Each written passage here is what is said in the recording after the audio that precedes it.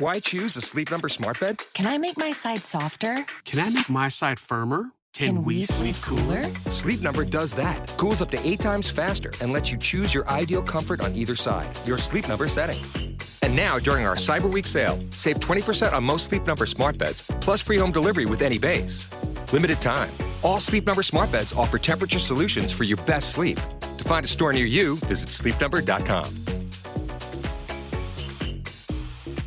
How do you feel when you switch to Geico and save on your car insurance? It's like going to work on one Thursday morning and thinking to yourself, just one more day until Friday. But then somebody in the elevator says, Happy Friday! Then you check your phone quickly and discover today is actually Friday. So yes, Happy Friday, random stranger in the elevator. Happy Friday indeed. Yep, switching and saving with Geico feels just like that. Get more with Geico. This is a More Than Just Podcast production.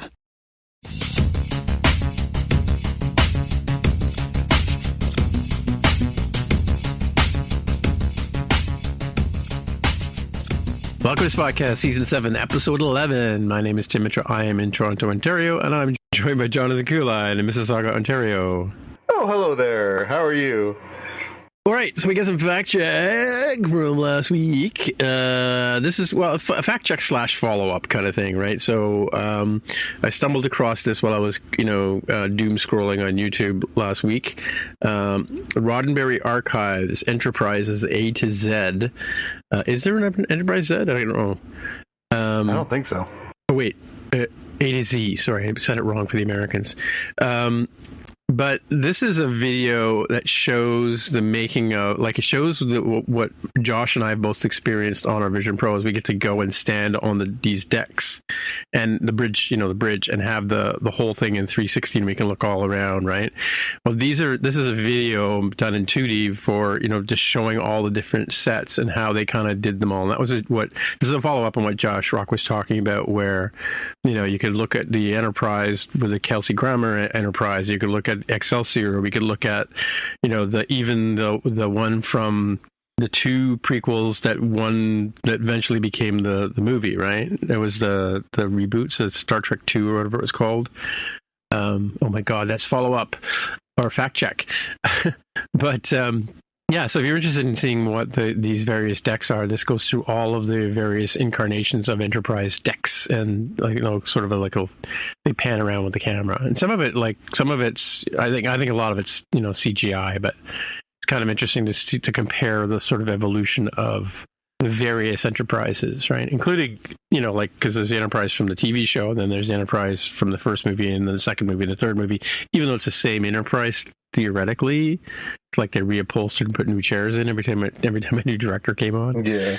So, which kind of makes no sense. Whatever. All right, and then the other thing we've been talking quite a bit about 3D movies for Vision Pro, and I have a question for our fans too. So I checked it. None of the Lord of the Rings, not the regular or the extended versions, are available in 3D on Vision Pro. I don't remember if those movies were in 3D. Yeah, I don't feel like they were, but I can't recall. We'd have to look it up. Yeah, I don't think they were, and then only the regular Hobbit movies are in 3D. The extended cuts are not. So again, I don't know. I don't understand. Like, what is the point of this? Like this, randomly picking things that would be in 3D and not, right? But it's because it's interesting, like, why do the extended cut? Like, why would you, like, as a user, as a consumer, why would I buy the extended cut if I get the 3D quality on the regular cut, I don't get it on the extended? It doesn't make any sense. And then why is some movies that would be amazing in 3D not available in 3D, on the Vision Pro? So my question for the audience is, those of you who have MetaQuest and all the other various and sundry headsets or whatever, they obviously don't get Apple TV, but they might be a Disney app. I don't know. I'm shrugging my shoulders. Is the content on Disney available in 3D on another device other than the Apple Vision Pro? Because all of the new Star Wars, like everything from everything from Rogue One, I don't think Solo is in 3D, but Rogue One's in 3D. Force Awakens, and The Last Jedi. I think that's the last Star Wars movie, right? That was your time to jump in there, Jonathan.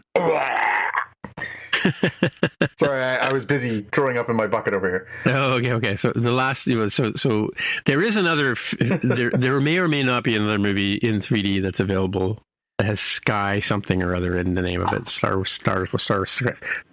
Star Killer, something like that. Yeah, Star Killer. That's one.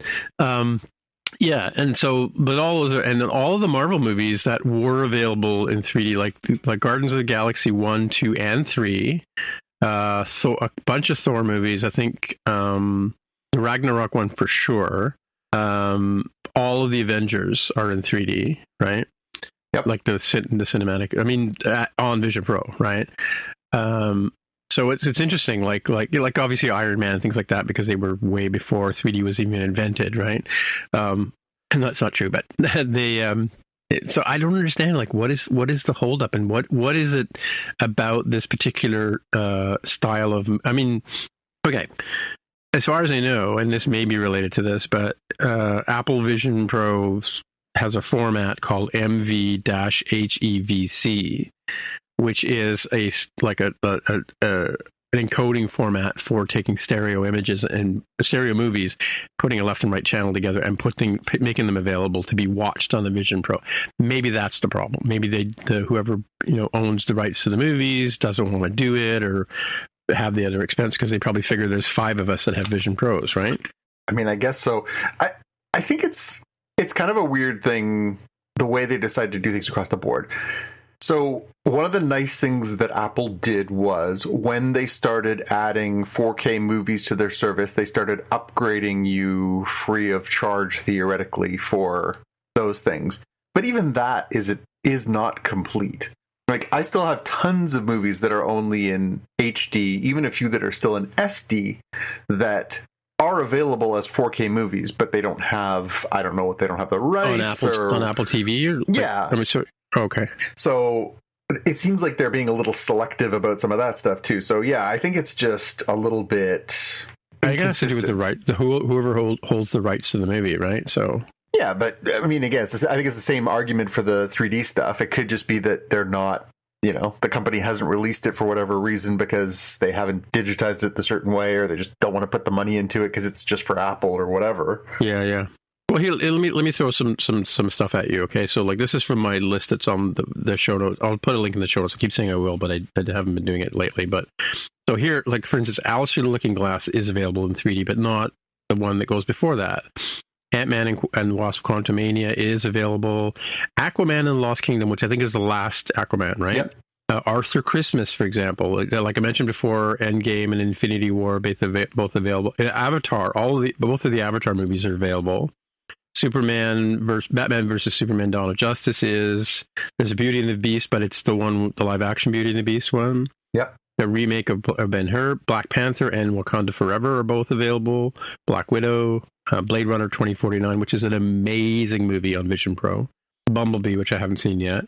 Captain America: Civil War, which is, a lot of people say, is their favorite Marvel movie, right? No, Winter Soldier tends to be higher. Winter Soldier. Okay, yeah. Civil War is good. It's really good. It'd probably be on the top tier of Marvel movies, but I think it's Civil War is probably below Winter Soldier. Yeah.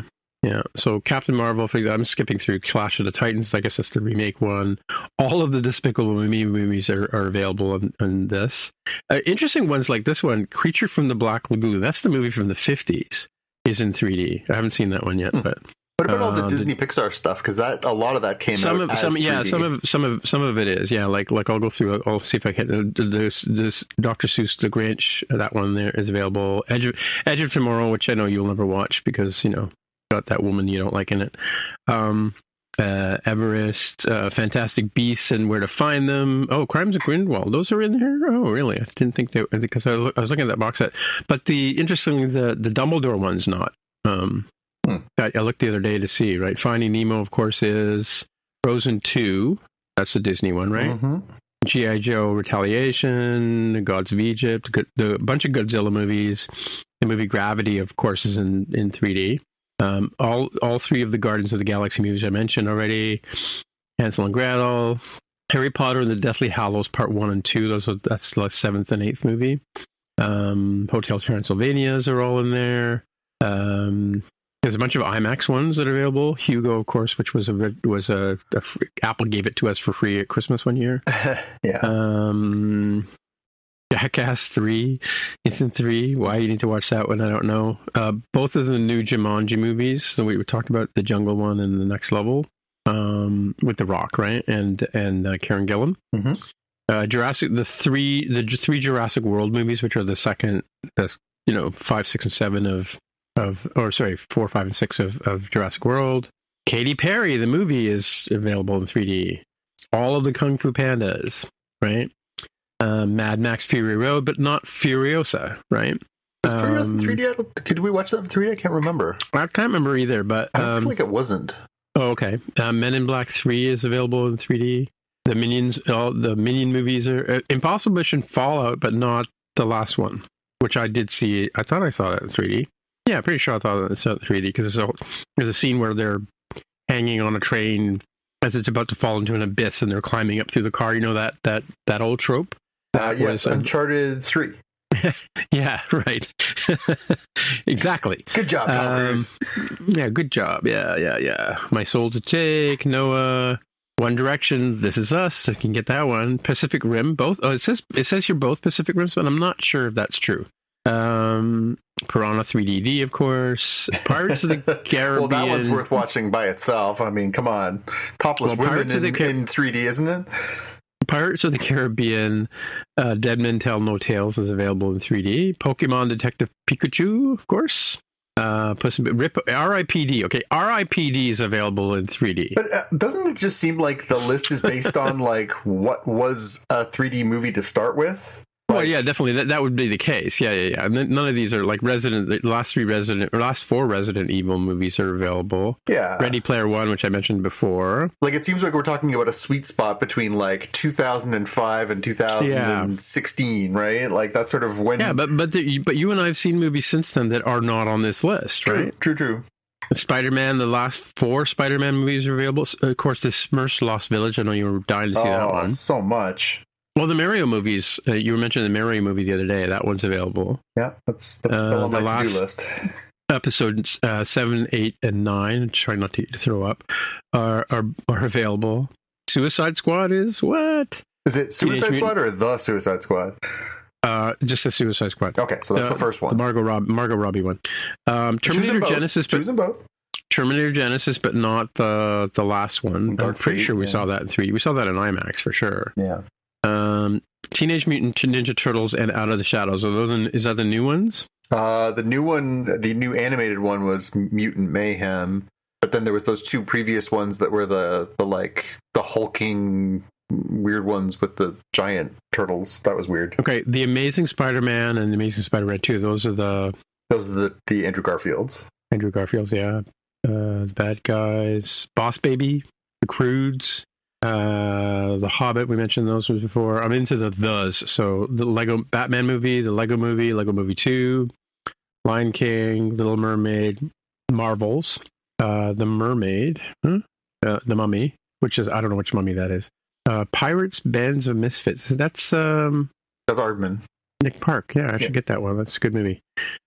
Secret Lives of Pets 1 and 2, Smurfs. Oh, more Smurfs. There you go, John.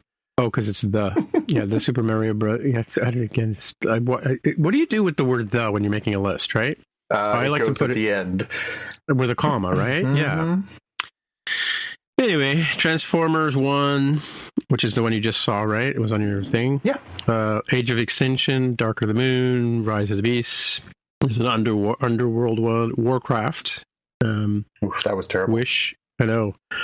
Wolverine and Deadpool, so thankfully that one came out, which I would have been so pissed if that one. And I don't have Wizard of Oz on here, but Wizard of Oz is available in 3D as well, which is, they must have gone back and redone it or something. Because obviously it wasn't in 3D. You know, I don't know if, here's a bit of a spoiler for people. This is sort of a tangent here, but you know the scene in The Wizard of Oz where the first part of the movie is in black and white? Yep. It was the first movie to ever be shown in the theater in Technicolor, right? And there's a scene where she's walking through the house. She reaches for the door. She opens the door, and she walks through the door, and all of a sudden the movie's in color. And that just blew everybody's mind away, right? Mm-hmm. Right? I've watched that scene a number of times. The scene where she's walking and grabs the door, you see her from behind, that's not Judy Garland. Oh. Yeah, it's another actress dressed like her, wearing black and white clothes. And the wall is painted black and white. And when she opens the door, spoilers for everybody in case you haven't seen this movie, this is 1935, right? Walks through the movie actually is in color on that part of the reel, but it's just everything's painted black and white. Yeah, good trick. Which is a real good, real neat trick. I mean, it fooled everybody, fooled me up until like maybe 2 years ago when I first saw that, right? Yeah. Anyway, that ends the discussion about what the heck is available on 3D. On Vision Pro, but I'm curious to see if you have it, I don't know if you know anybody who's got actually, I think I do. We have a family member who's got one of these Genesis things. What are they called? MetaQuest? MetaQuest, that's what I'm talking about. Oh, yeah. Yeah. Like, I'm sure, why wouldn't they have movies on those and available, whatever? Spite. All right. Huh? Spite. Yeah, so let's move on to our headlines then, right? Yeah. So I've got here, this is the thing, I saw this on Blue Sky, Mike McMahon tweeted this, skeeted this, or whatever they say. It's not skeet, we're posts. We're calling them posts. That's what the official name is. Star Trek Lower Decks Season 5 t-shirts are available, and there's a link here in the show notes for that. And they've got, they keep coming out with new ones every week for each, to go with each episode kind of thing. So those are kind of fun. Anything jump out at you? Anything you want to take home? I mean, it's got I don't know is that, I don't know if you're looking at the link here. The week 4 one, who is that? Lou? This is Lower Decks. They all say Lower Decks in Is that supposed to be Mariner? That's Mariner, yeah. The one for week 1 is Boimler, and like a half, like a profile, part of his face, and it's his Lower Decks in cursive. And then the one for week 5 is Mariner. Same thing, although it looks weird because it's in shades of red, so like she looks very unfamiliar like that. And then the one for week 7 is Tandy, so I assume we're going to get a Rutherford for week 9 or week 10. But it says that these were actually designed, some of them were designed. It says week 3 was designed by Jack Quaid and week 5 was designed by Eugene Guerrero. Cool. So, yeah.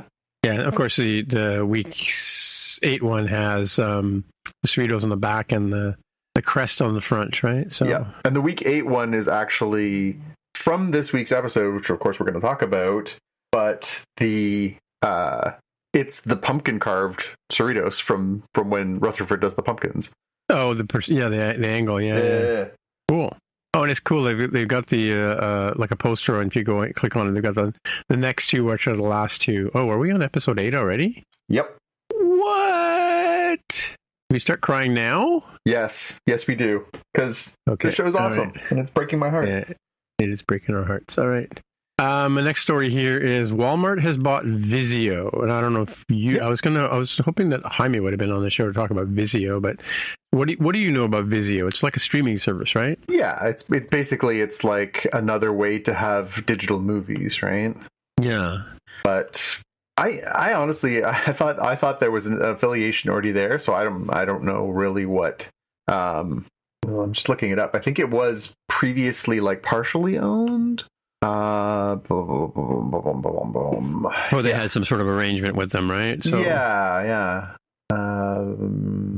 They're just doing a quick scan of their stuff here, but yeah, I think they were kind of like affiliated with as far as their like streaming service and their ability to like watch movies and stuff like that. I think what it is it's basically like they're built into some of the products they make, because Vizio actually makes like TVs and sound bars and stuff like that. Oh, okay. Yeah, it's like their hardware. Yeah, so it's like buying a Roku or a TV that has Roku built in. It's basically you have Vizio built in, and then you can use Vizio for like streaming and stuff like that. Oh, okay, so is this like Insignia, where you go at a Best Buy, you buy an Insignia TV, but it's actually like a house brand sort of thing? Yeah, I don't know that Vizio is. Or previously was like just for them, but now it seems like that's the case. So this will be like their house brand, because you're right, the deal was just closed this week, right? So the big question for me with regards to Walmart buying Vizio is that, with the CD music and movie market of when we physically had to go to a store to buy a CD or whatever, right? Yeah. A lot of smaller communities throughout the United States only have Walmarts. Yeah. Right. And so Walmart was pretty much able to decide what artists would be sold in their stores. Yep. Right. And I wonder if that's going to happen here in this sense, right? Well, I mean, obviously, it's not a huge issue for us, particularly here in Canada, but you're right. It could potentially lead to them deciding what you can and can't watch based upon political influences, religious views, whatever morality they want to put to it. Not that any service couldn't do that, but, Walmart has... I'm surprised every time I'm watching Disney Channel and the F-bomb is dropped, I'm just going to go, what? I'm watching Disney. Or even Apple. Like Apple, they have adult content on there, right? So yeah, although Walmart does have a history, and I don't want to get my facts wrong, but they do have a history of making decisions based on, the views of the minority, not necessarily the majority. As far as what they're willing to stock in their store and everything else. Yeah, so yes, that's what I was getting at. So you're not going to get the explicit lyric CDs and stuff like that, right? I mean, it's hard to say. It's possible that they will continue to operate this in the exact same way that it was before, or it's possible that they'll be like, nope, no, you're going to do it our way. So we'll see. But yeah, it's never good news when you get these kind of purchases, because it does, obviously, it can impinge on freedoms. Yeah. Anyway, I just wanted to put that out there for people. Yeah. So my last story here is I was watching. I've been catching up on my late night TV show watching. Now that I've cut my cable, I tend to go to YouTube to watch the monologues. I usually publish them like an hour or so after the show broadcasts, which is nice. But I stumbled across Jude Law being interviewed on Jimmy Kimmel. And it's an interesting interview because the first thing that Jimmy Kimmel raises, and this is kind of a talking point for today too, in that we're going to cover Skeleton Crew in a bit. Jude Law is one of the first or one of the only people to be in Marvel. No, what was the three? Star Wars is the third, but Marvel. He's Harry Potter, Marvel, and Star Wars. I can't remember what he was in Marvel though. Do you recall? Because he played Dumbledore in the last Harry Potter movie, right? Yeah, I remember that. I'm just trying to think. He was in Captain Marvel. He was the bad guy in the first Captain Marvel movie. Oh, okay. That's who he was. Okay. He was Yanrog. Yanrog, the bad Kree soldier guy. Not a memorable movie nor a memorable part. Could you see that it was him or not? Oh, yeah. Yeah. Okay. Yeah. All right. You just clearly loved it so much you don't remember it, which is fair. Well, I mean, what's it? Well, I haven't seen the Dumbledore movie either. I think I might have seen it. It's but on my list. And it's not available in 3D, so why would I? No, I'm kidding. I think it is. No, actually, is it? No, I don't. I don't know if it is. But it was an interesting interview. I mean, he's a pretty interesting guy, and of course he was talking about interesting points I never thought about before. Carol would be really interested in this, but he said, like, they asked Jimmy Kimmel asked him if, like, are there rules and whatever. He says, well, like, there's no buttons in Star Wars. It's like a rule, right? And one of the other things he said about the cinematography is that they're all shot to emulate the way that George Lucas shot the original movie. Right, so they don't, you're not going to get like a J.J. Abrams take on it with all the lens flare and all that kind of stuff, right? Because that wasn't sort of the look and feel that Lucas put into it, right? Yeah, I mean, they still even in the modern movies and shows, they still use the same screen wipes, they still use the same kind of stuff, and practical effects and all that kind of stuff too, right? He said it was really interesting to be like in one of the scenes we saw him in this week in the second episode was on the pirate planet. All of those all those aliens and droids and whatever were actually on the set, right? I mean, they do. I mean, I know that, like with the case of K2SO and the one from what was the one that the Fleabag lady was in? That was in Solo. Yeah, she played the droid who became the hyperdrive system for the Millennium Falcon, right? Yeah, because she actually was on set wearing parts of the stuff, but they CGI'd her out, right? Right.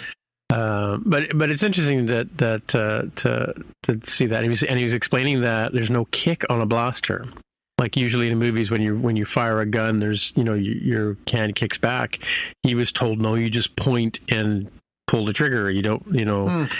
And of course, he was saying that, of course, he wasn't guilty of this, but a lot of actors who go on Star Wars stand there and go pew, pew, pew as they're shooting. And apparently there is no pew, pew, pew, and they're not allowed to do that. So, because I think Ewan McGregor was saying when he first got on the set, he was doing the lightsaber sounds, right? I imagine for the first little while, they're like, stop humming. Yeah. That's what I'd be doing. Unless you're Chewbacca, then you're allowed to make weird noises. Absolutely. It's encouraged, actually. Yes. All right. Then I'll hand it off to you for the last of our headline stories. Yeah, nothing big, but they did put out a little teaser trailer for the Doctor Who Christmas special. Obviously, we're excited that we're going to get our first, Christmas special. They had Ncuti Gatwa moved that, and yes, Ncuti Gatwa is going to be back as our Doctor, and it's a nice little teaser. It doesn't really tell you a lot, but I mean, it doesn't tell you anything at all, really. Well, we know who the guest star is. I guess that's something. But who's the guest star? She's the woman from Bridgerton, the last. Season that's Bridgerton. Why I don't recognize her. Okay. But yeah, it's I got to be honest. Like when they moved them around a little bit, and they were doing like New Year's specials, and just sort of, I like the Christmas special. There's just something special about a new Doctor Who episode on Christmas Day. So I must admit, even though it didn't tell me a lot, it still got me feeling festive about the whole thing, just because I like the ritual of a Doctor Who on Christmas. Yeah, no, definitely. Oh, and it's on Christmas, not New Year's Day, which I think was another surprise issue the last couple of years, right? Yeah. We had to wait till, wasn't it the last 4, the David Tennant ones? Didn't they come out pretty close to New Year's Day or something? Yep. And then I think the last Jodie Whittaker one was also not on Christmas Day. But it's interesting. They're always sort of a different take on the show. I mean, like I said, back in the 70s, they used to have like story arcs that would be like 5 or 6 episodes long. And then as they moved forward to the David Tennant era, as the new reboots, right, they kind of did one. But they always sort of did, instead of Doctor Who and his companion, they would always do a special guest star instead of the companion, right? I think that's how Clara Oswald came into the franchise too, right? Oh yeah, I think so. Yeah, I think she was actually. I must admit, it's now becoming a little blurry. At some point, I fully intend to go back and watch some of the earlier Who's, but I'll be honest. I really like Doctor Who, but it's not my shtick. Not my top of my memory as far as like encyclopedic knowledge. I can do that for some of the Marvel and the Star Wars and the other stuff, Trek and that, but some of the Who kind of blends together a little bit for me, just because it is a little bit similar. Well, the other problem with Doctor Who for me in particular was it was appointment television, right? You had to be available on Sunday afternoon to watch it, right? And I wasn't always. So I missed a lot of David Tennant's stuff. So I'm actually going through, I think it's on Prime. It's on one of the services. Actually, we'll look at my Apple TV. Hang on a sec. But so I've got it in my watch list on Apple TV, and I've just started the first season of David Tennant. I got through all the Chris Eccleston stuff. Thank God. Yeah. I mean, the worst thing about Chris Eccleston, I just think he didn't want to be there.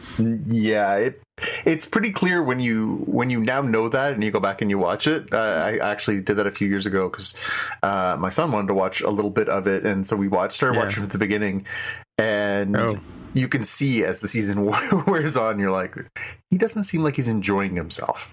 Yeah, but I think his approach to the Doctor, he was, I don't know, it was a bit like Capaldi. Capaldi was a bit like of an angry old man kind of Doctor, right? Just taking it a little too seriously, I think. I think that was the thing I liked very much about Smith and David Tennant is just that there's a little more playfulness, and actually I kind of like that about the last couple of Doctors. The other two are probably lower on my tier just because they seemed a little too serious about it. Mm-hmm. And it was always a wink and a nod back in the original Doctors, right? So, and I mean, there's 3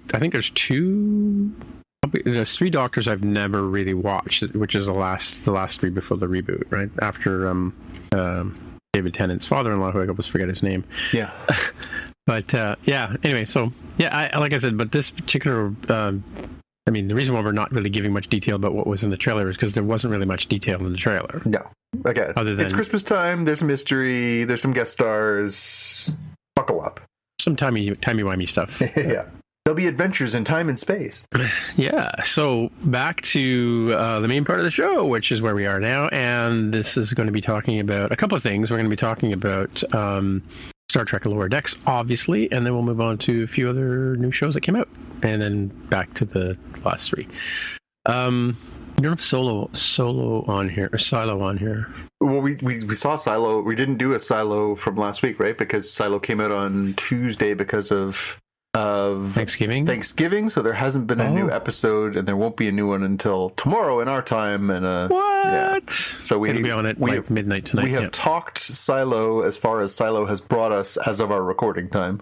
Okay, cool. All right. So moving on to Star Trek Lower Decks.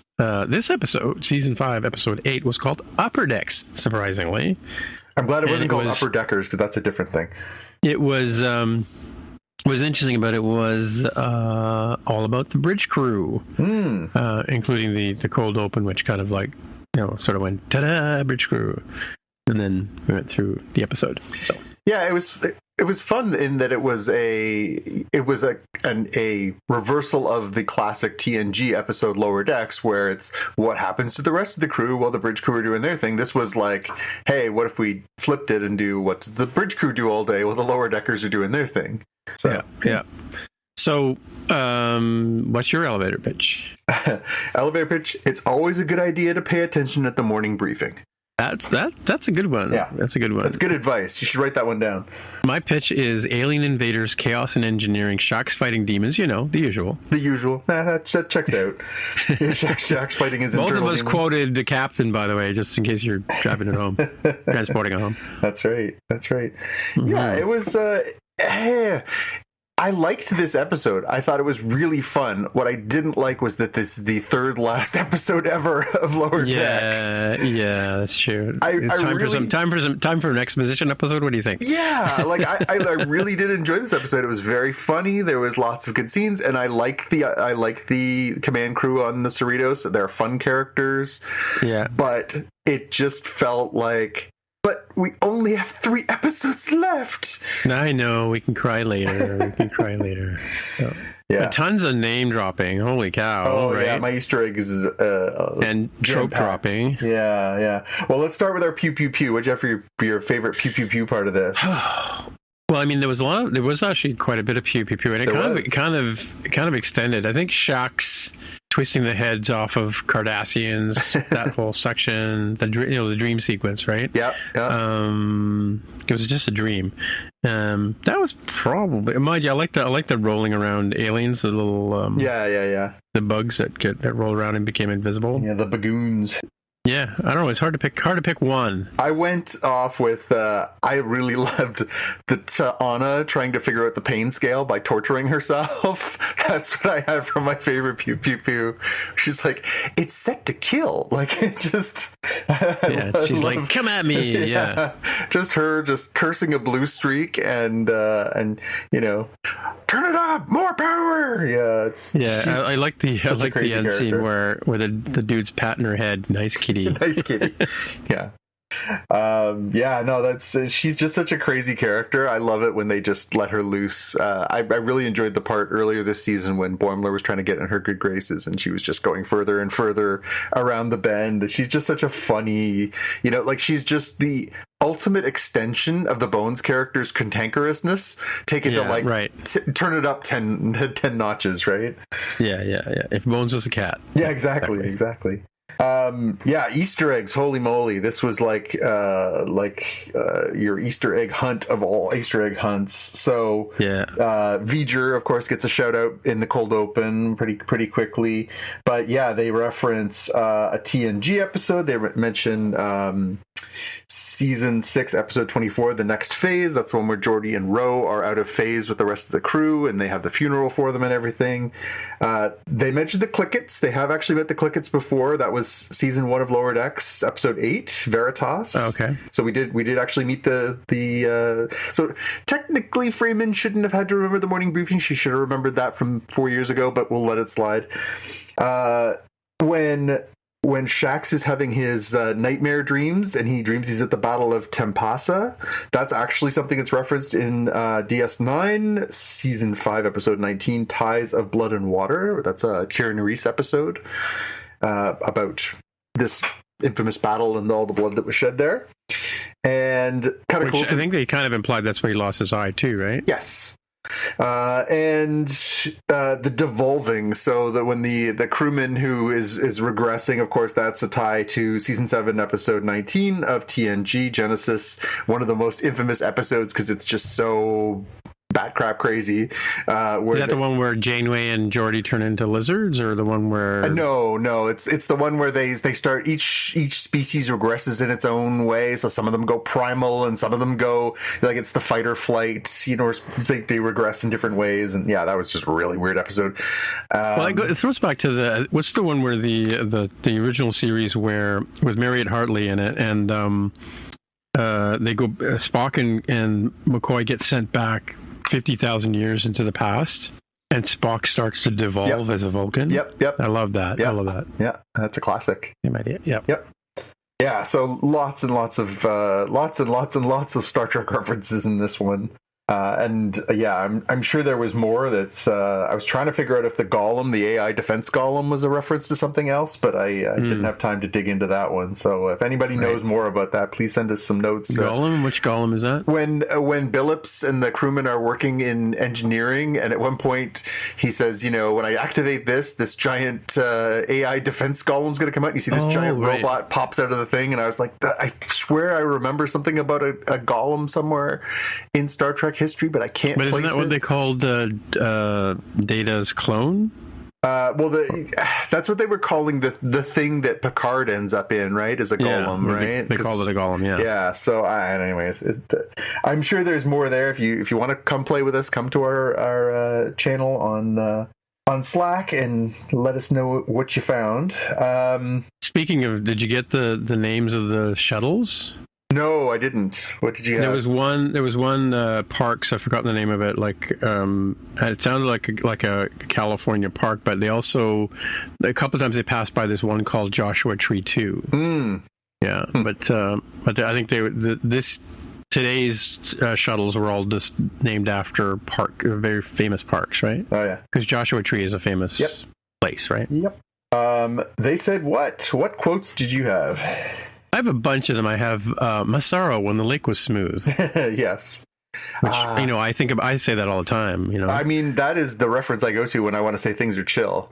Exactly. And then everybody dies, but it's the engineers who really live. Yes, that's a great one. And then, of course, I already said alien invaders, chaos and engineering, Shax fighting demons, the usual. Yep.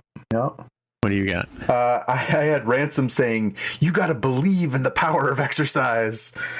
Yeah. Oh, by the way, speaking of tropes or Easter eggs, but he does the Riker stance. He does. He certainly does. Yeah. The other one I really liked is when Billups does his chief engineer's log. Chief engineer's log. I had a bagel for breakfast and it gave me a tummy ache, but I'm feeling better now. Anyway, nothing engineering wise to report. Okay, bye. Yeah, that was the best one. He's such a it's interesting because I always get Billups and I conflate him and the captain's assistant dude. Oh yeah, or lieutenant or whatever what's his name? Oh, yeah, I knew you were going to ask that. I can't remember. There you go. See? There you go.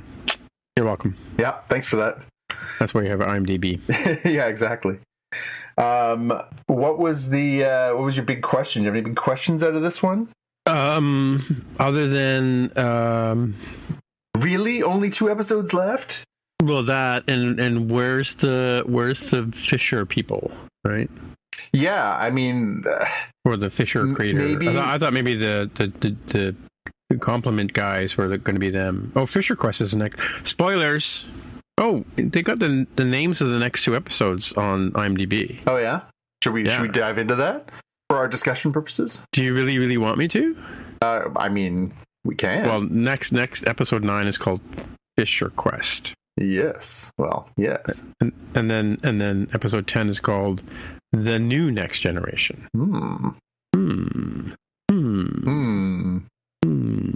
Anyway, so the other thing I want to point out is the assistant to Billups in this episode was the girl Charlotte Nicadeo,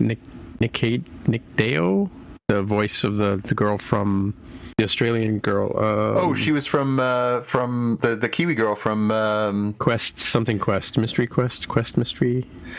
Mystery something or other. You know, the one on Apple TV. Yeah. Oh, it's not. I can click on her name and it's not the same. Mythic Quest.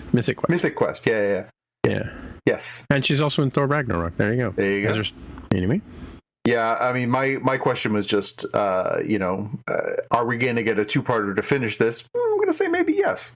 Well, here's an interesting fact on I don't know how to say his name here. Fred Tatasciore.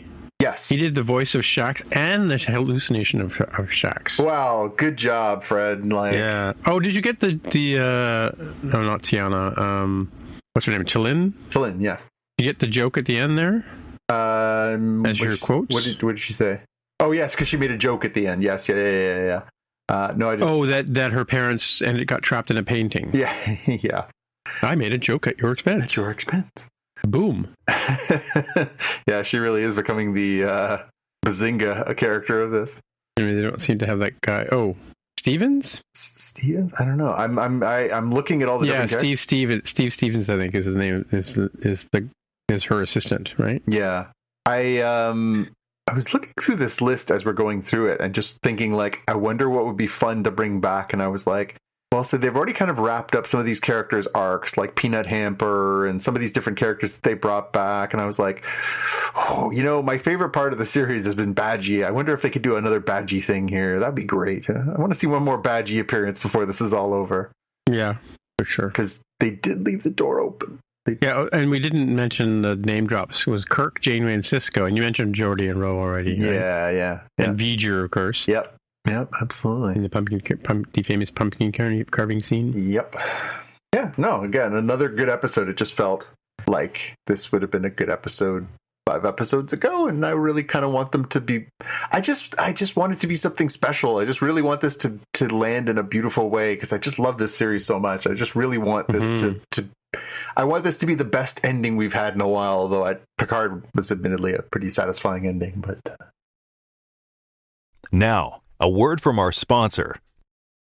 How do you feel when you switch to Geico and save on your car insurance? It's like going to work on one Thursday morning and thinking to yourself, just one more day until Friday. But then somebody in the elevator says, Happy Friday! Then you check your phone quickly and discover today's actually Friday. So yes, Happy Friday, random stranger in the elevator. Happy Friday indeed. Yep, switching and saving with Geico feels just like that. Get more with Geico. An O'Reilly Auto Parts gift card is the perfect gift for that hard-to-buy-for person. Give the gift of convenience from O'Reilly Auto Parts. O'Reilly Auto Parts. Now, back to the show. all right, I'm going to move on to some Skeleton Crew. Yeah. Move from some Trek to some Wars. Yeah, so Skeleton Crew, we had the first drop of the first 2 episodes of Skeleton Crew, which everybody's calling the Goonies. Yeah, Space Goonies. Space Goonies, yeah. We had episode 1 was called "This Could Be a Real Adventure," which is a quote that one of them says in the show. Mm-hmm. And then we had the way out past the barrier. So, yeah, interesting. I mean, I really enjoyed this episode, or these 2 episodes. I mean, the sort of seeing how these kids live on this futuristic planet, and they're obviously going to school and they have exams, and the oh my god, the dream you have where you show up late for your exam and then you miss the exam. Yeah. Yeah, I did an elevator pitch for the first one, which was in a choice between an assessment test and a wild space adventure, the latter always wins. Yeah. They really do. they do seem to be just hammering between this and Ahsoka and Mandalorian and just all these shows, Book of Boba Fett, that are all set in the same timeline, post Return of the Jedi, pre new trilogy. This window of time, they really are setting up the New Republic as very unlikable good guys. Like, very officious and bureaucratic and just not fun. And you know, so one of the things we see in The Force Awakens is that, like, the seat of the Galactic Republic is blown up by Starkiller Base. And I guess this is supposed to be like, well, they had it coming. They were bureaucrats. Like, I don't know. It's just, they really don't, like, you know, between Wim's dad, who, you know, we meet here, and he's very much like, oh, you know, got work to do. Can't play. Got work to do. Yeah. And then we meet Fern's mom, Farah, who's the person who comes in and does she's the undersecretary who's talking about the assessment test and everything. They're not very, like, they're just very, like, dull, boring, no fun characters. Peanuts parrots. They're going, wah, wah, wah, yeah, wah, wah. like they really aren't doing a good job of making you like this system of government, so that maybe this is their way of being like, well, so it wasn't so bad that these blew up their planet or whatever. I don't know, it's weird. Well, the droids, you know, raising the kids and doing all the policing and schoolwork and proctoring and stuff like that, right? So, yeah. Droids kind of run the place, right? So the first episode starts with a beautiful homage to A New Hope, right? So we see the ship flying, and then all of a sudden, you know, instead of being a Star Destroyer, it's the pirates, right? And the pirates are attacking, but instead of being this sort of menacing, like, oh, we're grabbing you with this giant space claw and whatever, but there's so many, like, notes, right? The blasting the door open, and the, you know, the come in shooting, and, you know, it really had a New Hope, you know, Darth Vader's on the ship kind of vibe. And of course, we're introduced to Captain Silvo, and, you know, Brutus, this, you know, wolf character. Star Trek tie-in voiced by Fred Tatasciore, who does Shax. Did the voice of Brutus, the wolf monster guy. The wolf with three guns? The wolf with three guns, yes. Mm-hmm. So that was really kind of cool. Like, and that was my best pew pew pew for this episode, was that scene, because it was really, like, just jumping into the action and kind of sets the tone for, like, well, these pirates are nasty business, right? Right. Yeah. No, I like the way they kind of, like, blow their way onto the ship, sort of thing, right? Yeah. And of course, the big thud is that, you know, they're like, oh, we know that you're not just carrying, you know, groceries. We know you're carrying cash. And they kick in the door. And of course, they're not carrying anything.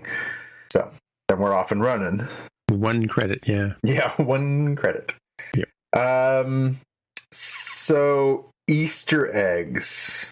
So when we hear from Undersecretary Farah about the career assessment tests, where everybody's going to be put into their little lines of what they're going to do for their careers, even though they're children. She references the great works that the Republic's going to do. The great works were from the High Republic era. The Chancellor at the time, Lena So, in the comics and in the novels, is talking about how that version of the Republic will do these great works, build these things, do these things that are going to be great and stand the test of time. So that's kind of a carrying forward. The New Republic is picking up where that old Republic left off, carrying on the great works, which is, I thought, a really interesting way to tie that together for people who are reading and enjoying that part of the Star Wars lore right now. And the best Easter egg of all is what the little kids, Neil's little siblings, are watching on their holotable, because that little circus scene that they're watching there is straight out of the Star Wars holiday special from 1978. Oh, really? Yes, it is.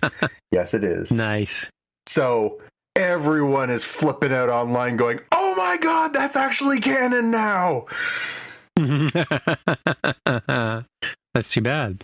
So yes, the all the coked out characters on that show, the weirdness that is beyond weird. If you haven't seen it, dear God, find a copy of it. It is so cringily awesome. Please do yourself a favor. But that particular scene was a beautiful little Easter egg for the originals, the OGs. Crazy. Yep. Quick quotes for the first episode. If this is a bulk freighter, why is your vault magnetically sealed? While holding him in the choke position. That's like such the beautiful Darth Vader homage, right? Right. And I really liked, after pushing the button, I didn't touch anything, I swear. That's actually a quote from Goonies. That's really? Actually something that is said in the Goonies movie. That's Wim saying it here, but yeah, that's actually in Goonies. I didn't touch anything, I swear. Yeah, so the discovery of the it's been a long time since I watched Goonies, but when they discover the treasure, I guess it's a sort of parallel, right? Is that so? They discover in the Goonies, ship and all that? Yeah, in Goonies, they are up in the attic of their house. The two boys, the lead characters, and they are looking through all this old stuff because their dad actually works at the local museum, and they knock over this frame, and this frame has a map in it, and they pull the map out, and they're like, oh, this is a map, we should follow the map, and that sort of leads them on their adventure. So yeah, it's sort of this hey, we've discovered this thing, we should see where it goes, which is very similar to the concept of the ship here, right? They find this thing, Wim finds this thing in the forest, he tells Neil, and then the girls find out, and then all four of them show up trying to open this magic doorway in the woods. And of course Wim thinks it's leading to a Jedi temple, and they're not sure, but Fern really wants to just get a power converter so that she can get her speeder bike working, and they in turn find themselves on this crazy pirate ship and off on their adventure. So first episode, the only question I had after it, and I wrote this specifically after just watching the first episode, was, so Jude Law is clearly Captain Silvo under the mask, right? Yeah, no kidding, yeah. And then we'll circle back to that one in episode 2, but he does say in the interview that I watched, he's known by many names in the show. So. Yes. I guess the other Easter egg that's worth mentioning is KB. KB is the little girl who's wearing the visor, and she kind of has a very Lobot vibe. She's got that augmentation in her head, so there's kind of a little Lobot throwback. Well, and there's sort of blue milk, or it's kind of like dark navy blue milk. Yeah, I thought that too. I was like, well, it's not.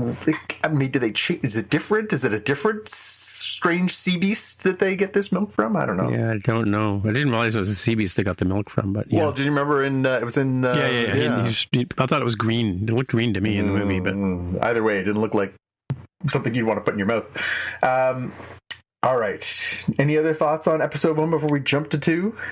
Like I said, it was a lot of fun to sort of see how these people live. They had amazing houses and stuff like that. And I saw somebody online say that the way that when Wim is leaving his house at the very beginning felt very much like, what do they call it? Like, somebody called it online. It was like Spielbergia or something like that, like the way that neighborhoods look like in like E.T. and Close Encounter, like just that sort of generic suburbia, California suburbia.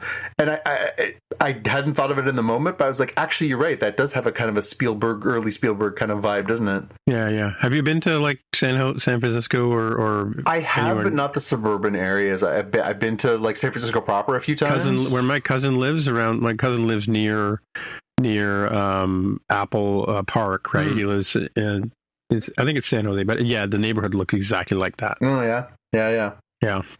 But yeah, you're right. It just kind of sets you a tone of like this sort of regular, could be anywhere kind of suburb. These are regular kind of kids, just to give you that grounding before they go off to the next thing, right? Right. Yeah. Cool. So episode 2, which is, as you mentioned, way out past the barrier.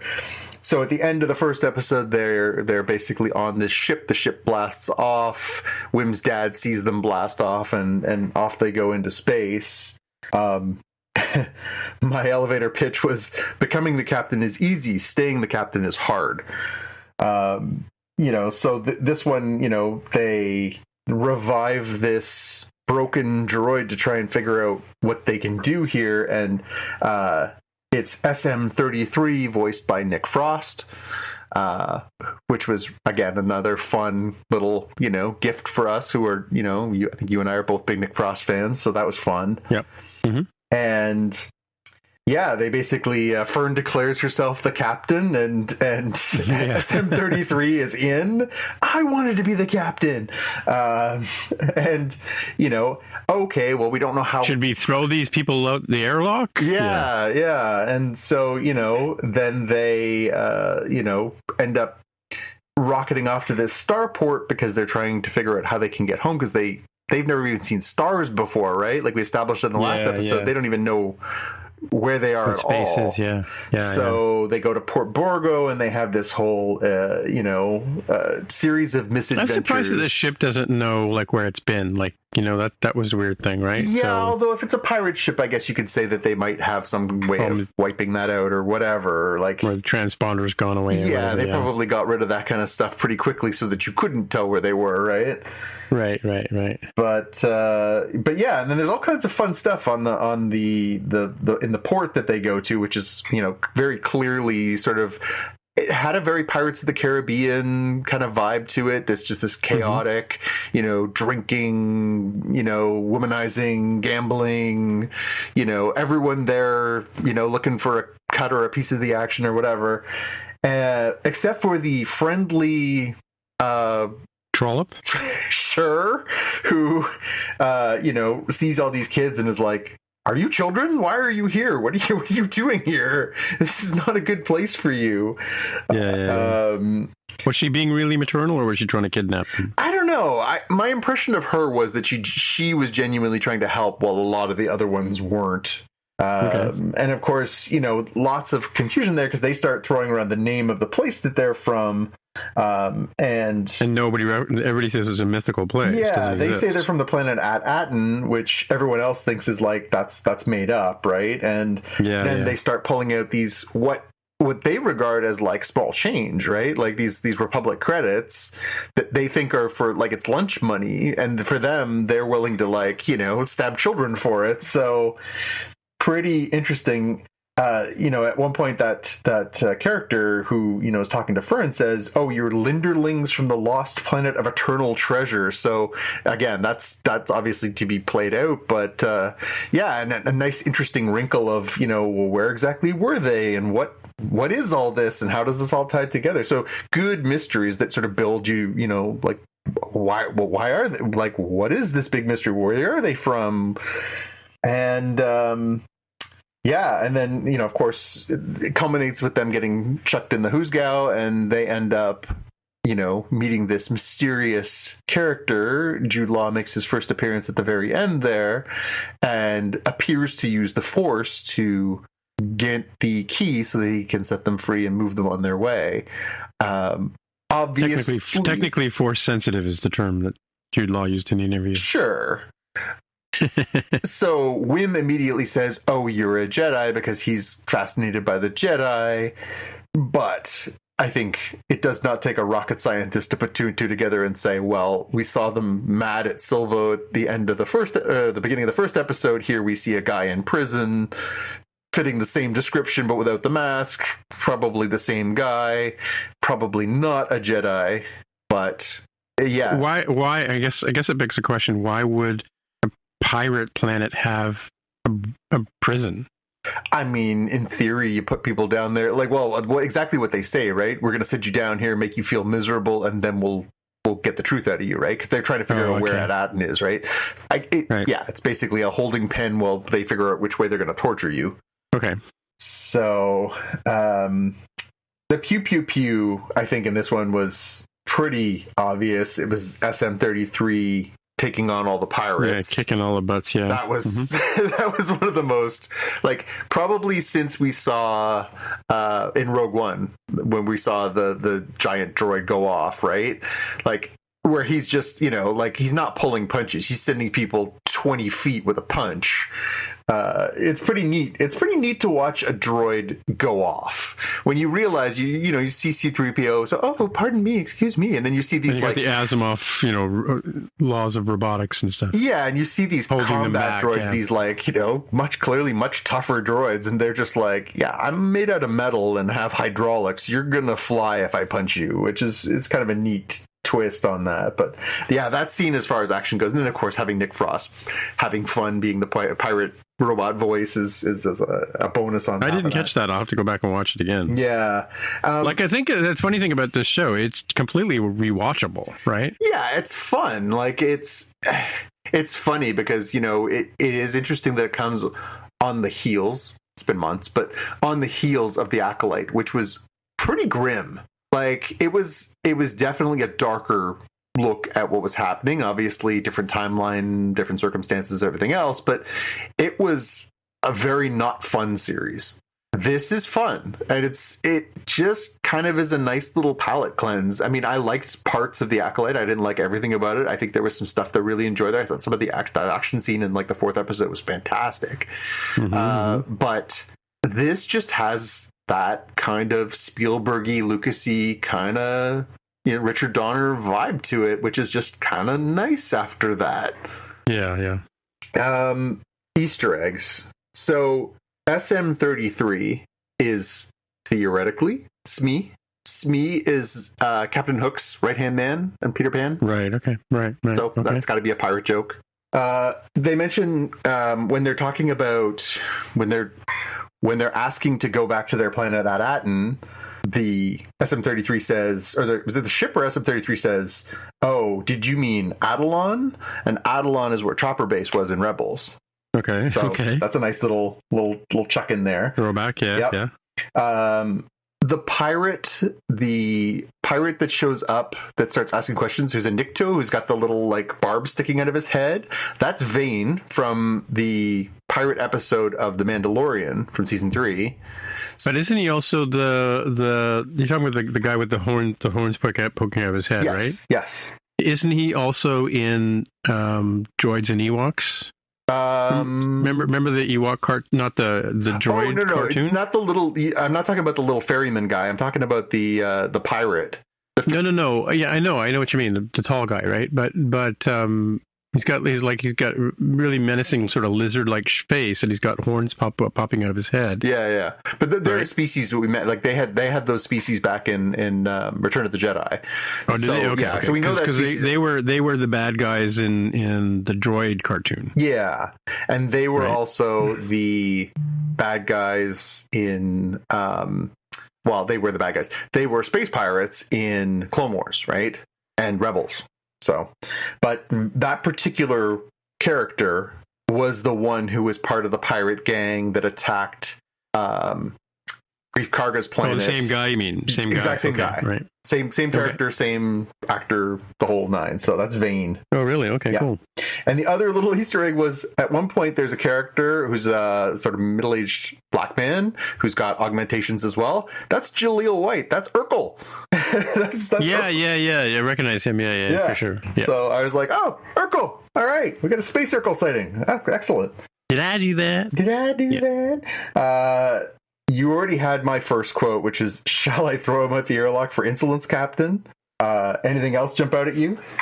I didn't really record quotes. Oh, I got a couple others that when they go to the bar and they ask for lunch and they like crack open the insects and pour them on top of Wim's food, and then Neil says, "No topping for me, please, sir." Neil's he's such a cute character. Like he's just the stereotype of the little sort of cherubic child you see in all those kinds of movies. "No topping for me, please, sir." When Wim goes and lies down in the bed and Neil says, "You probably shouldn't lay there. The dirt is really dirty." Again, I love this kid. And then when the mysterious prisoner, Silvo, at the end of the episode is talking about the key, he says, "The distance between us and the key is an illusion." Ooh. I was like, oh, that's a good one. That's a good one. There is no spoon. There is no spoon.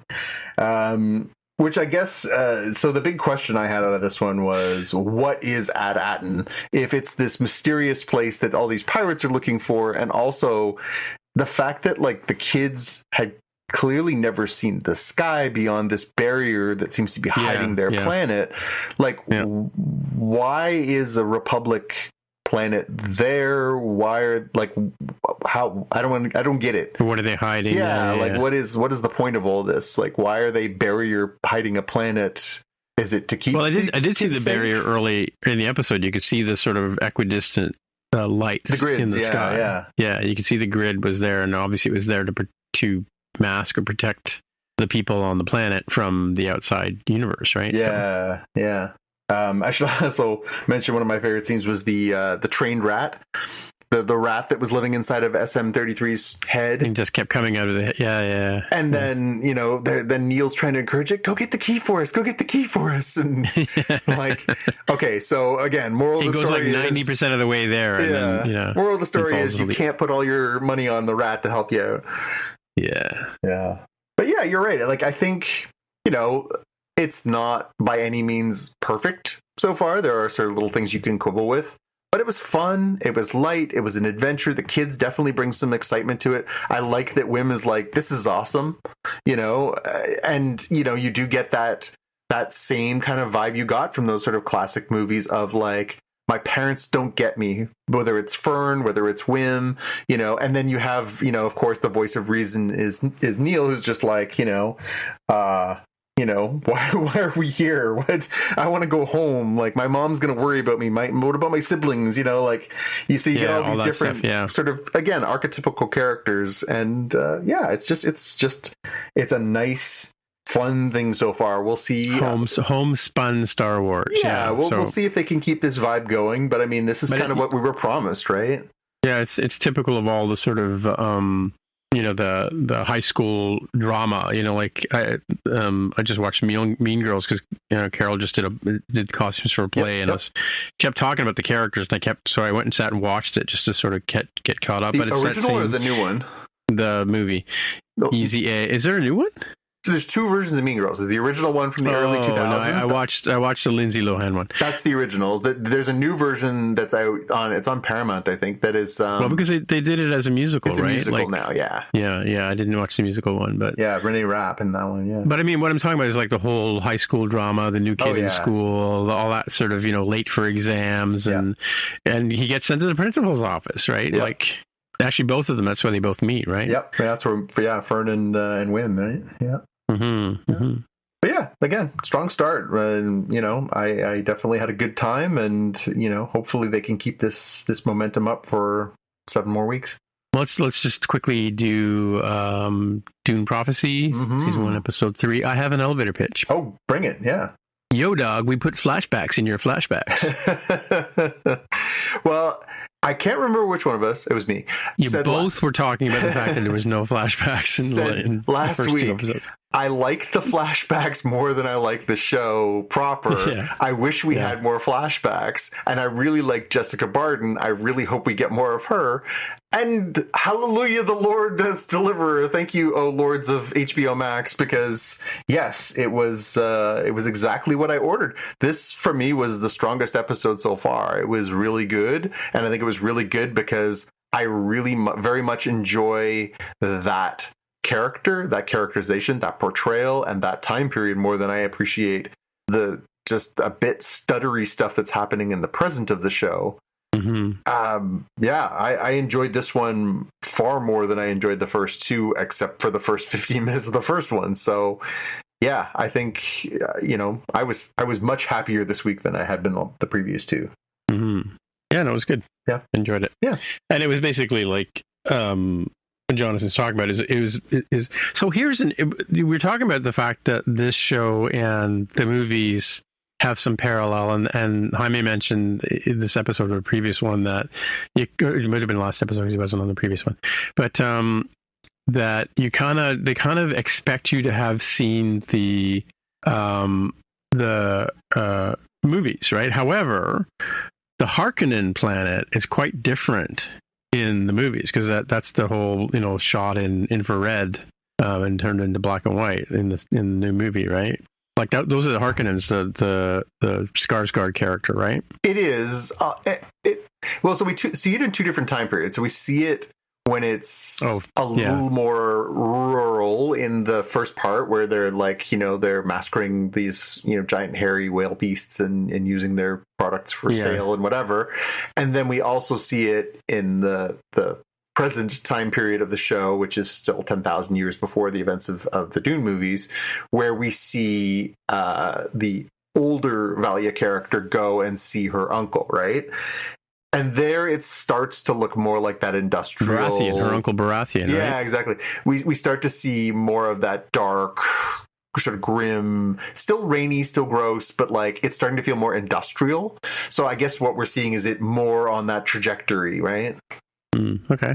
Are these supposed to be canon with each other? Like the Yeah. Okay, all right. I didn't realize that. Okay. Yeah, I mean, this isn't a Denis Villeneuve project. No, I know. But what I'm saying though is the Harkonnens in the movie are like they live on a completely different planet. I mean, like the Austin Butler character, when he has the big gladiatorial. Yeah, but I mean, combat, theoretically, that's just 10,000 years of time passing on that planet, right? Well, and their whole sun changes and the makeup of the planet changes. I mean, 10,000 years is not a small amount of time. Yeah, but it's a long time for a planet's ecosystem to devolve into a complete. They'd have to have a whole evolution of people too to go through the change in the climate, right? Yeah, yeah. Anyway, yeah, but yeah, it's you're right. It's obviously there are some quibbles you could make, but it definitely feels like you are starting to sort of see both the evolution of the Bene Gesserit as well as the evolution of the Harkonnen clan. And, this episode, of course, the throwback where we see what Tula did and we see what Valia has done, like both within the Sisterhood and outside the Sisterhood. So sort of, but you're starting to get the vibe of like, Valia's agenda is not necessarily Sisterhood above all, which is, of course, the title of this episode, right? Yeah. She's kind of got her own thing going, but her own sister, like her natural sisterhood, right? Well, and the clan, right? What Tula does is amazing, right? Too, right? Yeah, I mean, dark as hell, but yes, like she clearly is like she takes ownership of this sort of plot that they start when they're younger. But yeah, like I say, for me, this was the strongest episode, and it definitely gave me more insight into like the motivations of these characters. It made me care more about what present Valia is doing and present Tula is doing. And again, of course, one of the things of this show and one of the things of Dune is, the whole that, thou shalt not make a computer in the image of a human. And then, of course, whoa, big spoiler there, right? Yeah. So at the end, we definitely, we had seen the extreme reactions in the earlier episode to, a robot mouse. And then in this episode, we see something much bigger as far as what's going on with AI. Grander. Yeah, definitely. So, definitely. yeah. So as I say, wasn't really feeling it for the first couple, but this one definitely got me a little more in. So I'm hoping we'll see more of this and we'll get a little bit more of a banger for the last 3 episodes to land this thing. Mm-hmm. Mm-hmm. Well, they've only got this was the 3rd episode, so 3 of 6. 3 more to go. So we're halfway done already. Halfway, we're at the hump. Yep. At the hump. Yep. Right, cool. So let's move on to our watch list, and you can hit us up first, Joe. Yeah, a couple things. So I went today, because I know today we were recording this on December 5th, and I know that was the day that I had been told that I was going to be able to see the first project in the new DC cinematic universe. Creature Commandos was coming out on Max in the United States, but I wasn't crystal clear where we were going to get it here. The good news is we are getting it here in Canada, so if you have Adult Swim, whether you stream and or have cable service, you can watch it on Adult Swim. The bad news is that it's coming a day later, because why wouldn't it? So the first 2 episodes of Creature Commandos dropped on Max on today, the 5th of December. On the 6th of December, it's showing the first 2 episodes on Adult Swim. So I have set my PVR, I will be recording it, and I will be watching it, and I'm looking forward to it. I have seen a few of my nerdy friends posting that they did watch it, and they did enjoy it, so I'm looking forward to seeing what the first James Gunn-led DCEU project is, but once again, a small kick in the teeth, because for no good reason, this Max content, instead of being on Crave, even though they're supposed to have an HBO exclusive, this product is going to Adult Swim for some reason. So, well, it's not really a TV show; it's a cartoon. Hey! Come on now, that's uncalled for. I'm just saying. I'm just channeling the folks over at Space or whatever. Crave. Yeah, I mean, you're right. Like, they auctioned off Harley Quinn. Harley Quinn should be on Crave for the same reason. It's not. It's on Netflix here, and we're a season behind. So, like, whatever. The other thing that I just wanted to flag is that I saw Twisters dropped on Amazon Prime here in Canada. I would imagine it's probably similar in other regions, but if you are looking for a little thrill roller coaster with some Glenn Powell action mixed in there, then that guy, Glenn Powell, that's the guy's name. He's got a name. Did you know? Wow, he's not just that guy from Top Gun Maverick and Hitman and all that, other movies that have come out this year. But, cool. Yeah. All right. And I was watching the Twisters thing, and apparently there's a new film coming out. It's going to be in IMAX, which is a movie called Becoming Led Zeppelin. It seems to be lots of interesting clips and stuff like that from the actual band, some home movies, showing John Bonham and his son Jason, as well as early performances and interviews with the surviving members, John Paul Jones, Robert Plant, and Jimmy Page. So that's kind of interesting. And the tie-in for me is, I can't remember which was first, but I saw both of those, this movie and A New Hope, before it was called A New Hope, in the same theater, pretty much in the same seat at the Varsity downtown Toronto when Song Remains the Same came out, same year as Star Wars. So nice. Those were two big movies in my 17-year-old brain, right? And the last thing here, I posted to our Slack channel a couple of days ago. I stumbled across this on one of the socials, but this is on Instagram, this link I've got here, and it is, what if HAL 9000 was run the same way as our current digital assistants are? So when, Dave is trying to get back in the ship and Hal's locked him out, he's like, open the pod bay doors, Hal. And Hal responds, I think you said, fried fish, as our, famous digital assistants will misinterpret what we're saying and just... It's a good 5-minute long exchange between Dave and Hal, but instead of Hal answering as the movie happens in the movie, it's basically as if Alexa, Cortana, Siri, or who's the other one? There's a new one. I guess Google Home Assistant, whatever that's. Siri, hello. Siri, my iPad just lit up. Hey, Siri, how you doing? For what time? She says. Sorry, I don't understand. She says. Oh, interesting. Open the pod bay doors, Siri. Well, I have my speaker turned down. Maybe I should turn it up and see what she's trying to say to me here. Hey Siri, tell us a sci-fi joke. And she can't tell it to me. She says, I tried to break the ice on my first day of practice. They kicked me off the hockey team. That was a sci-fi joke? It's not so much sci-fi as it is a hockey joke.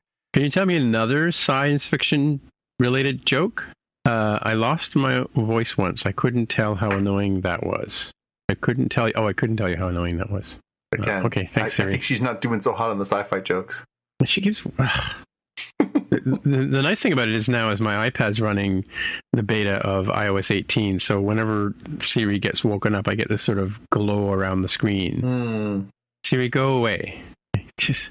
I gotta wonder, like, how many times does Apple have on their server somebody saying, Siri, F off, Well, I'll tell you, the number for me is pretty high.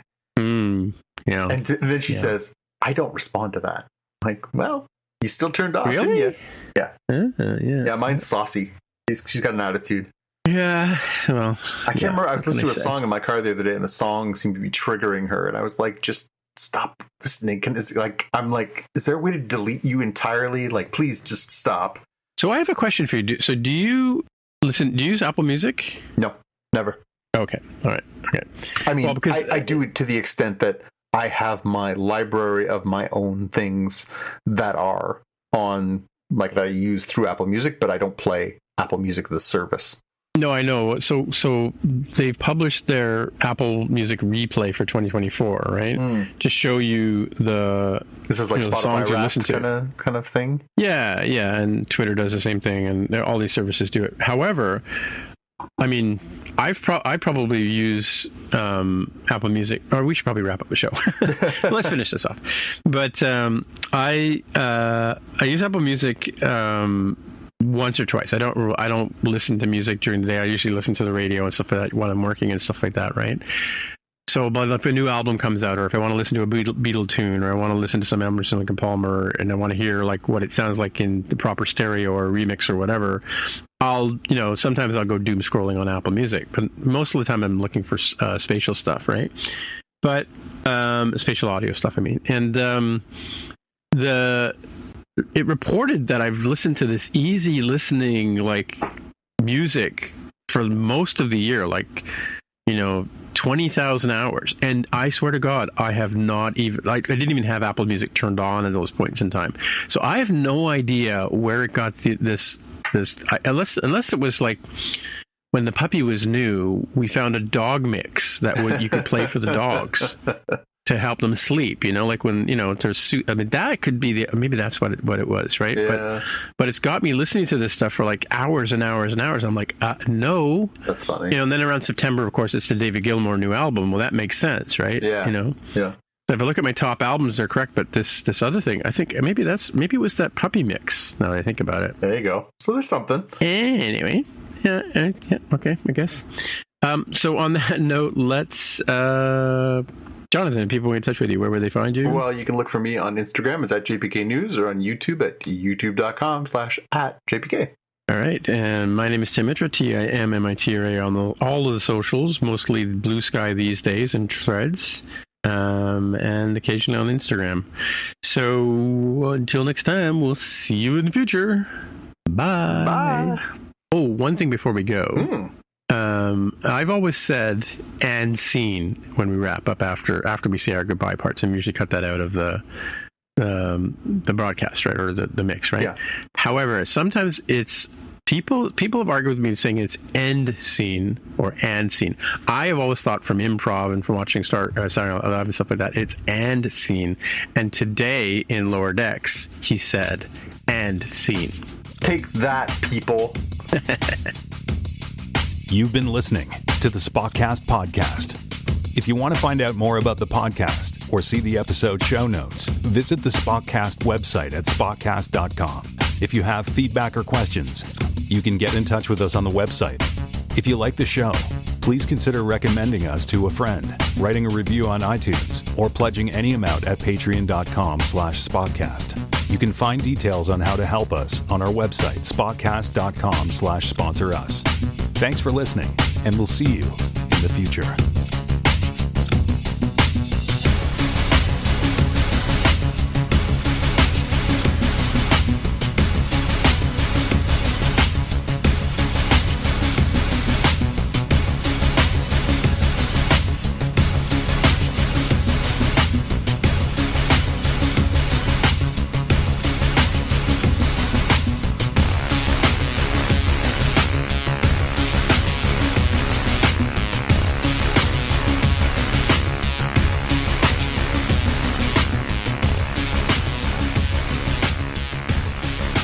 In the after show.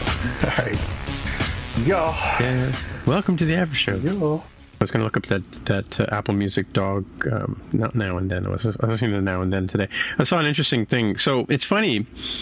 I don't know how I stumbled again doom scrolling. I stumbled across this thing about the Beatles and the Get Back movie, right? And because what they had done was this was sort of a follow up to the Get Back movie that they did, and I guess the Let It Be remix that they did as well. Apparently, there was a microphone. The film crew had a single microphone, and they were recording the Beatles on this thing, like sort of just getting the room noise. And so in the music, in the microphone recording was the crew talking, and people pouring tea, and John would be talking to Paul, and George would be noodling on his guitar in the background, and you really couldn't make out what John Lennon was saying, right? Yeah. And so what what Peter, I'm drawing a blank on his name, the guy from Weta, Peter Jackson? Oh, yeah. Yeah. So Peter Jackson, he found this software, or he started working on this software where they could isolate the different parts of the mix. And that's how they actually ended up doing the Revolver album. Just got remixed by Giles, right? And it's basically, because the way it was really done was it would be bass, drums, and guitar on one channel, and the vocal would be on the other channel, and maybe like, you know, a little bit of instrumentation like a tambourine or something like that, right? Because the original stereo recordings were very separated, right? Like they were so separated with that, you know, they would be exclusive to both sides, right?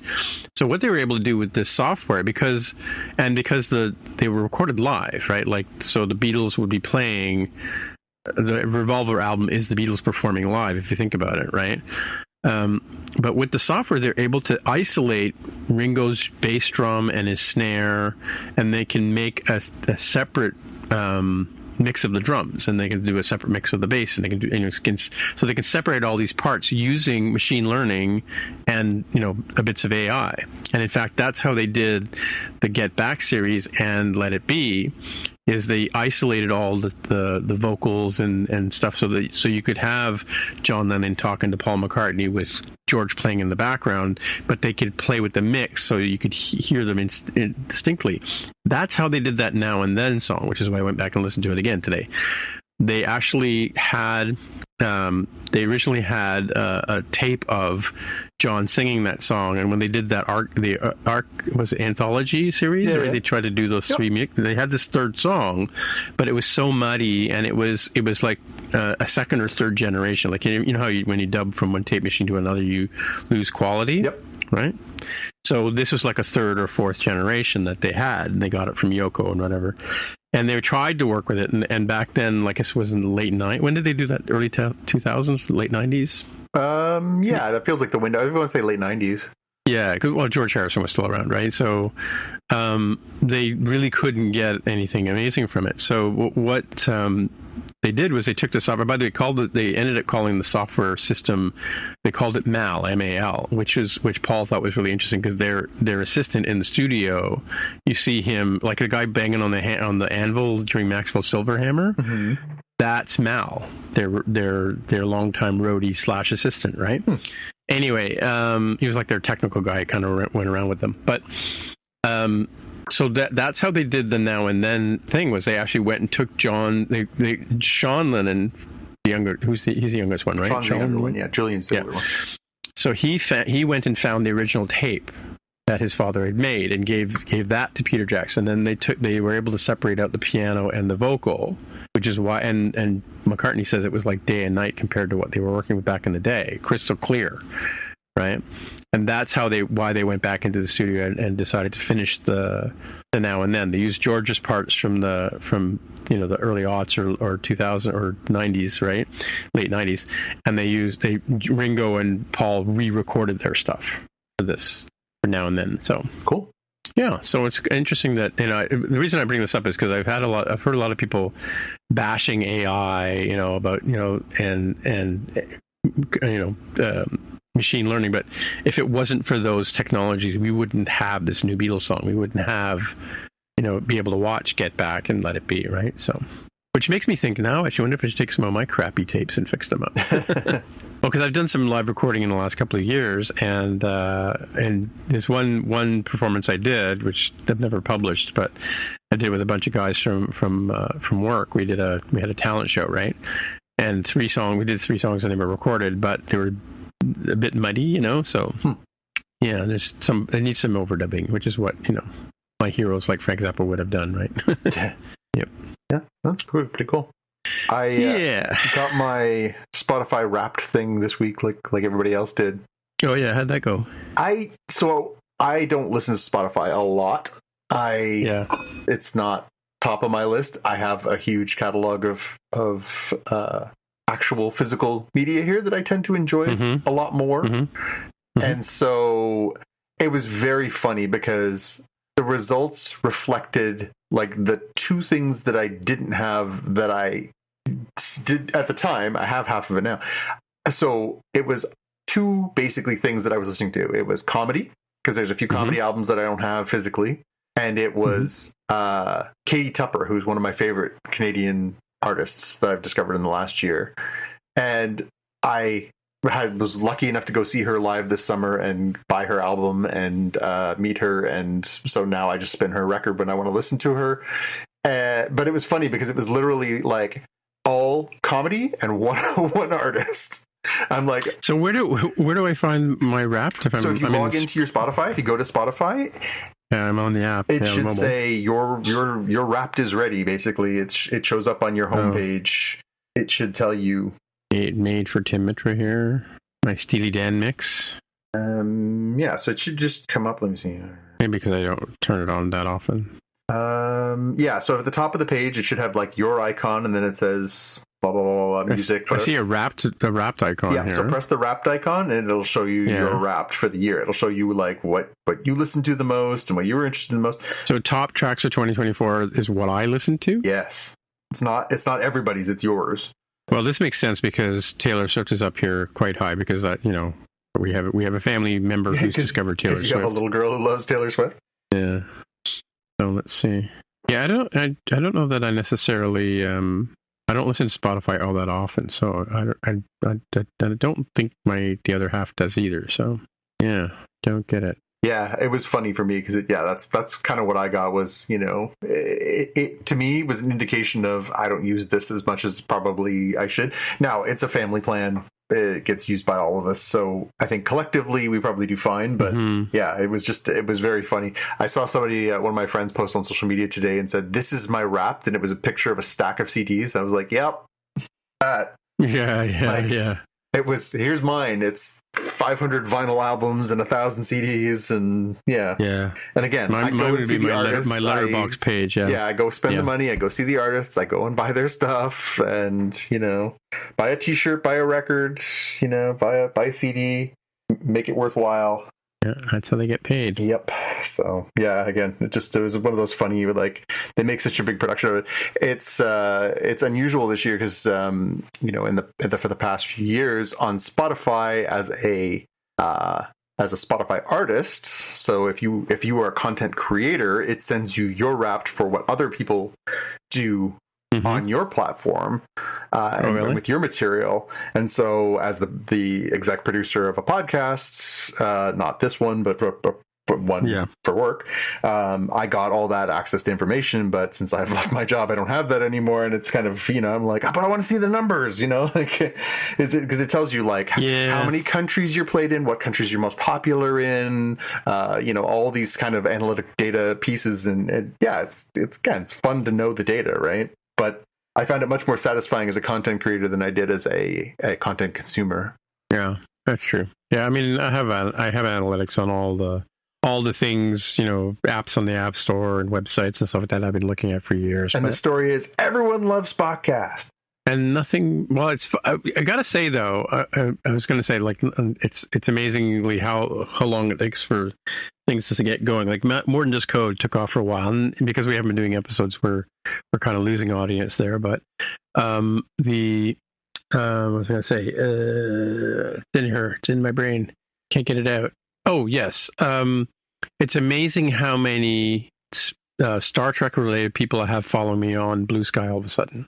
Yeah. Like within the last week or so. Did you create an account for Spotcast? I did end up creating one for Spotcast because people make starter packs, right? And a lot of times the starter packs are related to a particular interest or genre, and they don't want, like I had to make some Spotify accounts for some of my applications that I made for iOS. Yep. And publish them, and then I also had to make. So I made a Spotcast one. I think I made one for More Than Just Code too. I think I did.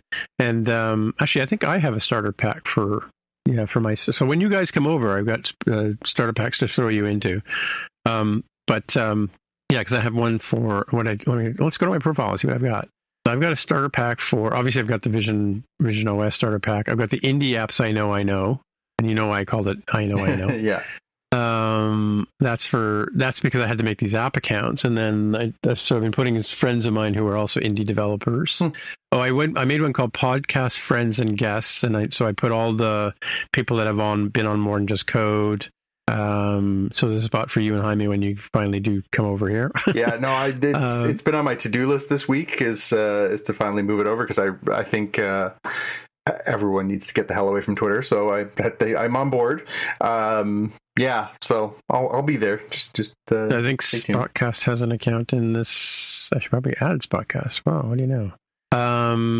Yeah, so I didn't add Spotcast to the podcast list, but then I saw some Star Trek podcasts, and I said, "Hey, would you mind putting me in?" And people are adding us, right? So, nice. So what happens when you come over to Blue Sky? A kinder, gentler community.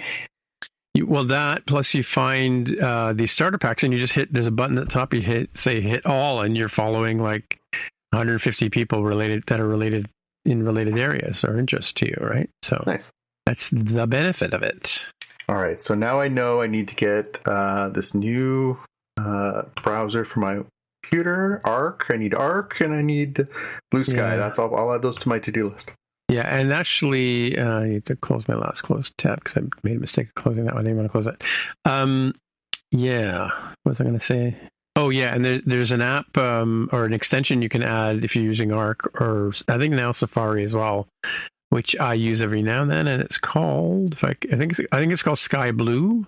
And what it does is you go to your follow page on Twitter, and it goes through each of the people you follow on Twitter and finds out if they have an account on Blue Sky and adds them to a list, and you can hit follow, or you can follow all of them that way. So, I mean, I'm following 1,000 people, but because I think 500 of them have already created accounts, it was super easy to find those 500 people to follow. Nice. Yeah, and I think what did I say back in beginning of November? I had before the election, I had roughly 200 people following me. Today, I have 2.2 thousand people following me. Nice. And I'm following 1.2. Yeah, I mean, Twitter back in its heyday, so I'm going to say early 2010s, was a terrific source for breaking news, sharing things, but it has just gone so precipitously downhill. And, I think like a lot of people, I had a half decent audience on there just because of the work that I was doing, and I didn't want to just necessarily give that up. But I think it's time. It's definitely time for a lot of us to just go. My son came up the other day. He came upstairs and announced that he is clearing social media. The only thing he intends to keep is Facebook, and the only reason he's keeping Facebook is for Marketplace. He's deleting his Twitter, he's deleting his Instagram. He's like, it's just wasting too much of my time, and I want nothing to do with it. And I told all my friends, if you want to get in touch with me, text me or don't. Like a human being, yeah. So, I mean, it's very healthy. I mean, obviously, I still use Facebook because that connects us to so many people, like friends and family around the planet. Well, I mean, like anybody that's in like all of my direct relatives, they don't understand anything else. Well, that's right? it. So, and that's kind of the boat that I'm in, is like, it's where my mother-in-law is, and she wants to see pictures of the dogs and the kids. So it is what it is. But, again, my Instagram, I appreciate anybody who comes and has a look, who's a fan of this show, but really I use it primarily as a source for just kind of the fun stuff that I do that is not really family or anything like that. It's just, it's photography. So, yeah, I mean, it'll be kind of nice to have a space on Blue Sky where hopefully I can talk again and not feel like it's so laced with vitriol and negativity. Well, it's funny because I spend a fair amount of time these days on because I'm promoting product and stuff like that on the socials. So I'm on Blue Sky, I'm on Threads. Threads I go for entertainment. There's a lot of good music and movie trailers, stuff like that on Threads. I get more entertainment stuff there, comedians, that kind of stuff, right? Mm-hmm. Whereas Threads is more, Twitter-like, right? But occasionally I'll go over to Twitter, and it's amazing the tone is so different. Yep. It's just like everybody's out there to just poo on each other, right? So yeah, it's become so very toxic, and and again, even Instagram, like I really enjoyed what Instagram was pre-Meta, because I used to be a photographer and I like good pictures, and now there are virtually no pictures. So really, yeah, I mean, it's become Reels, right? It basically, when TikTok came along, TikTok started really pushing more short form video, and that really just changed the game, and it changed how we're taking in this information. And now you see the cascade of what TikTok brought. It's changed how Instagram works. It changed how Facebook works. It changed how YouTube works. And so, yeah, I find that I find it a little disappointing, because I liked Instagram for the photography of it, and now it's basically just nonstop commercials and nonstop videos, which are fun. And again, like, I do follow, as you mentioned before, Tim, the late night hosts. You can watch bits of their monologue. You can watch clips from your favorite shows and stuff like that, or trailers. They'll let you know that that's coming. Again, it's good stuff, but it's not why I got the service. So what is going to replace that eventually, I'm not sure, but hopefully something does, because it really has just morphed into it's a domestic spying service using video, as opposed to a foreign spy service that is showing you videos. Yeah, I don't know. Yeah, it's weird. Yeah, it's a kind of a necessary evil if you're in promoting products and stuff like that, right? So yeah. All right. I think we should wrap it up. I gotta take my car to the garage and park it outside so they can change my winter tires in the morning. That would probably be a very good idea. Yeah, with the snow and all. Alrighty. All right. Well, hopefully we'll get Jaime back next week, and yes, penultimate episodes. Yes, this is true. Yes, and find out what he thinks about Skeleton Crew. Yeah. Well, he probably was, lamenting it wasn't like Paw Patrol, but. Yeah. They can't all be Paw Patrol. Although I know, as we share our love of Pacific Rim, Jaime and I, he loves a good robot punching things, so I think he'll really dig SM33. I gotta say, Pacific Rim, both movies on the Vision Pro and 3D. Yeah, I mean, I'm in. I'm just, if someone wants to give me a Vision Pro for Christmas, Santa Claus, anyone? Well, there might be a hand-me-down one in the future. down the road somewhere. Yeah. Yeah. All right. Talk at you later. Bye. Get even more savings this holiday season by becoming a Milo's Rewards member. Don't miss new member deals dropping every week, like $15 off a purchase of $50 or more on select Bounty, Charmin, and Puffs paper products. Plus, get free standard shipping with Silver Key status. Just one more way Lowe's is here to help you shop, save, and enjoy the holidays. Join for free today. Milo's Rewards program subject to terms and conditions. Visit Lowe's.com/terms for details. Subject to change. Exclusions and more terms apply. Visit Lowe's.com/shipping terms for details.